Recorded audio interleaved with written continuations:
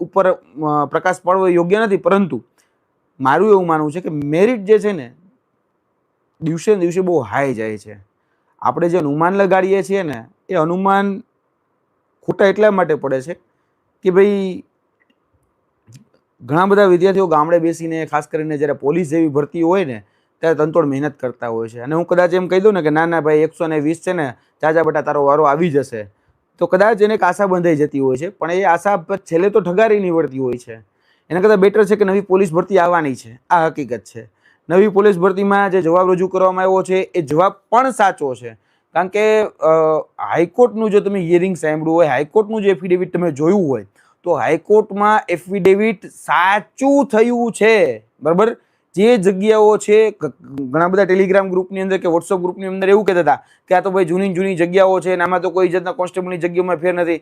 પણ આ જે સમાચાર જે બહાર આવ્યા એના પછી હાઈકોર્ટની જે હિયરિંગ છે, હાઈકોર્ટમાં જે પ્રોસેસ ચાલી, એમાં જે જવાબ રજૂ કરવામાં આવ્યો છે, મેં ખુદે વ્યક્તિગત રીતે ક્રોસ ચેક કર્યો છે અને એ તમામ બાબત સાચી છે. બરાબર, કારણ કે સુઓ મોટો કોગ્નિઝન્સ લઈ અને જે વાત મૂકવામાં આવી કે આપણે કેટલા સમયની અંદર આ પોલીસની જગ્યાઓ ભરીશું અને કેટલી જગ્યાઓ ખાલી છે, એ વાત ઉપર જાહેર હિતની અરજી પબ્લિક ઇન્ટરેસ્ટ લિટિગેશન થયેલી છે અને એના ઉપરનું જ આ સુનાવણીમાં આગળ વાત ઉમેરવામાં આવી હતી. એટલે એમાં કોઈ જગ્યાએ પ્લસ માઇનસ નથી. એટલે કદાચ તમારા મનમાં શંકા હોય, કોઈ કદાચ ટેલિગ્રામની અંદર કે કોઈ વોટ્સઅપની અંદર એવી વાત કરતો હોય કે ના ના ભાઈ આ બધું ખોટું છે, આ પ્રકારની કોઈ જગ્યાએ ચર્ચા નથી થઈ, તો એ ખોટું છે. કારણ કે એ ચર્ચાઓ થઈ છે અને હાઈકોર્ટમાં જ ચર્ચાઓ થઈ છે, હાઈકોર્ટમાં જ એફિડેવિટ રજૂ કરવામાં આવ્યું છે.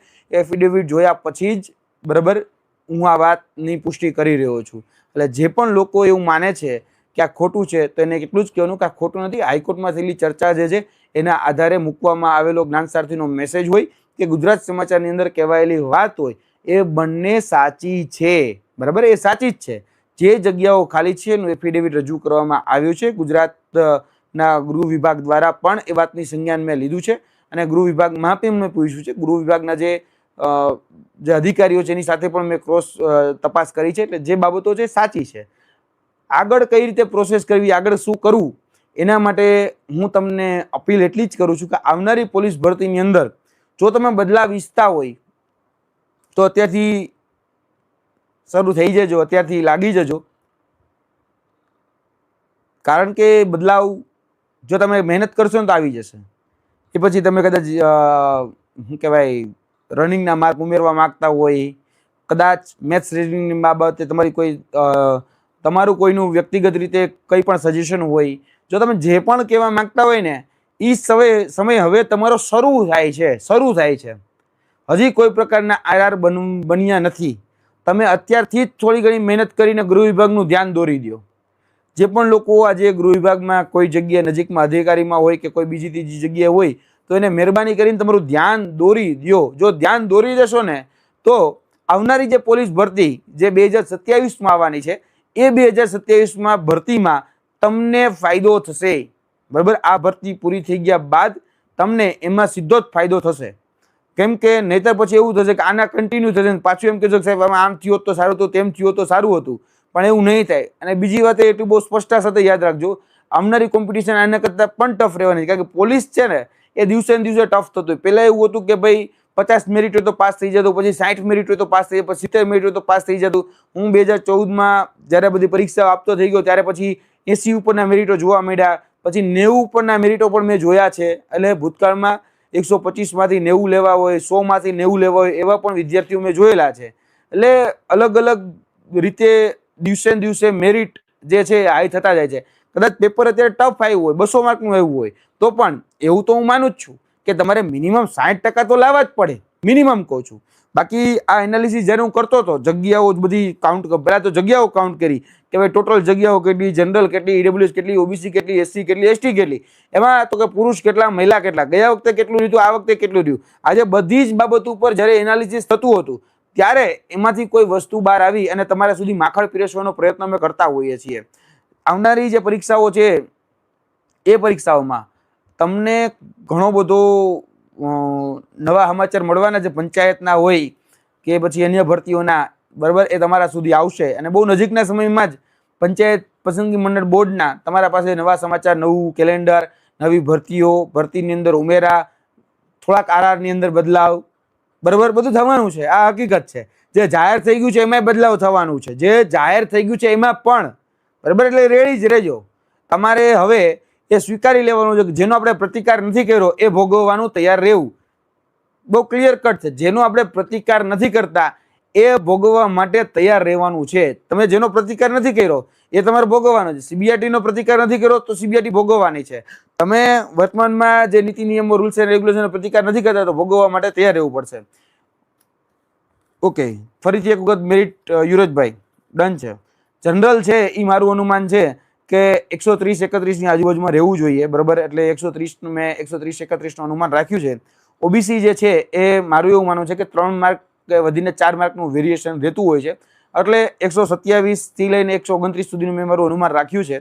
ત્યારબાદ ઈડબ્લ્યુએસ જે છે એમાં પણ એવું માનું છું કે 124 થી 126 અનુમાન એ રાખ્યું છે. એસસી કેટેગરી છે તો પણ એની આજુબાજુમાં જ મેરિટ રહી શકે છે, કારણ કે એસસી કેન્ડિડેટ 928 જ લેવાના છે, ઈડબ્લ્યુએસ વધારે લેવાના છે. તો ઈડબ્લ્યુએસ નું મેરિટ કદાચ નીચું જઈ શકે. કદાચ એવું બને કે 122 સુધી પણ ઈડબ્લ્યુએસ આવી જાય, 121 સુધી પણ આવી જાય, એવું પણ બની શકે. પણ એસસી કેટેગરીમાં ખાસ કરીને જે પુરુષ ઉમેદવારો છે એ પુરુષ ઉમેદવારોની સંખ્યા કેટલી લેવાની, તો કે 600 જ, બરાબર. હું રાઉન્ડ ફિગરમાં બોલું છું, પ્લસ માઇનસ હોઈ શકે છે, 20-30 જે હોય તે. એટલે એટલી જ જગ્યા લેવાની હોય તો બની શકે કે કદાચ આપણે જે અનુમાન લગાડ્યું હોય એ એસસી કેટેગરીમાં ક્યાંક ઊંચું રહે. એટલે કદાચ એવું પણ બનશે કે ભાઈ આજ વખતે એસસી કેટેગરીનું જે મેરિટ છે એ ઈડબ્લ્યુએસ કરતાં ઊંચું રહેશે, કદાચ એવું બની શકે છે, કારણ કે જગ્યાઓમાં ઘણું બધું વેરિએશન છે એટલા માટે. ત્યારબાદ એસટી કેટેગરી છે તો 95 સુધી આવી શકે, બરોબર છે. અને મહિલાઓ જે છે એ એવું બની શકે કે જનરલ જે મહિલાઓ છે 112-114, ઓબીસી જે મહિલાઓ જે છે એ 110 થી 112 સુધી, ઈડબ્લ્યુએસ જે મહિલાઓ છે 103-105 સુધી, એસસીની જે મહિલાઓ જે છે એમાં પણ એ જ અનુમાન રાખું છું કે 103 થી 105 બની શકે છે. એમાં કદાચ નાનું મોટું વેરિએશન રહે, કારણ કે એમાં પણ ઈડબ્લ્યુએસમાં 350 જેવી જગ્યાઓ હોય, સામે 220 જેવી, 225 જેવી જગ્યાઓ. એટલે થોડું ઘણું બની શકે કે 2 માર્કનું વેરિએશન એમાં તમને જોવા મળી શકે. 100 જગ્યા ઈડબ્લ્યુએસમાં વધારે છે એટલા માટે, કદાચ એનાથી વધારે હશે, 100 ની આજુબાજુમાં તો વધારે છે એટલે મને ખબર છે. ત્યારબાદ એસટી કેટેગરી હું એવું માનું છું કે ભાઈ તમારે કદાચ 84-85 સુધી નીચે જાય, કારણ કે મહિલા ઓછી મળતી હોય છે એટલા માટે. આ એક અનુમાન છે. અનુમાનમાં હું કાચો, કદાચ ઊણો, કદાચ ક્યાંક નાનું મોટું ખોટું પડે તો માફી ચાહું છું, પણ આ મારું અનુમાન છે. તમને એક સારા સમાચાર આવનાર ઓગસ્ટ મહિનામાં જ, આ ટૂંકમાં ઓગસ્ટ મહિનો ચાલુ થઈ ગયો છે એટલે ઓગસ્ટ મહિનાની અંદર તમને એક સારા ફિઝિકલી પરીક્ષાના એક સારા સમાચાર મળશે, બરોબર છે. એના માટે તૈયારી રાખજો. તમે ઘણા સમયથી જેની આતુરતાપૂર્વક રાહ જોઈ રહ્યા હોય છો એના માટેની પ્રોસેસ હવે શરૂ થઈ છે. ગૌણ સેવા પસંદગી મંડળને ભરતી સોંપવામાં આવી છે અને ગૌણ સેવા પસંદગી મંડળ એની ભરતી કરશે એ હવે નિશ્ચિત મોટાભાગે થઈ ગયું છે. વનરક્ષકમાં તમને અપડેટ બહુ ઝડપથી મળી જશે, એટલે વનરક્ષકની અપડેટ માટે તૈયાર રહેજો. વનરક્ષકની ભરતી પણ હવે ગૌણ સેવા પસંદગી મંડળને સોંપાશે એવું અત્યારે ફાઇનલ ડિસિઝન લેવામાં આવ્યું છે. એ પ્રકારના મને સમાચાર મળ્યા છે. તમને ઝડપથી એમાં કંઈક નવું સારું મળશે. તૈયારી ચાલુ રાખજો. શિયાળામાં ચોમાસાના જો 3 મહિના હજી બાકી છે, ચોમાસાના 3 મહિના પૂરા થાય પછી તમારા શિયાળામાં તમારી કદાચ ફિઝિકલ કોઈ જાતની લેવાની તૈયારી હશે તો એ પ્રકારે તમને ખ્યાલ એમાં પડશે. બીજા તમારા કોઈ જે પ્રશ્ન હોય એ પ્રશ્ન તમે કહી શકો છો.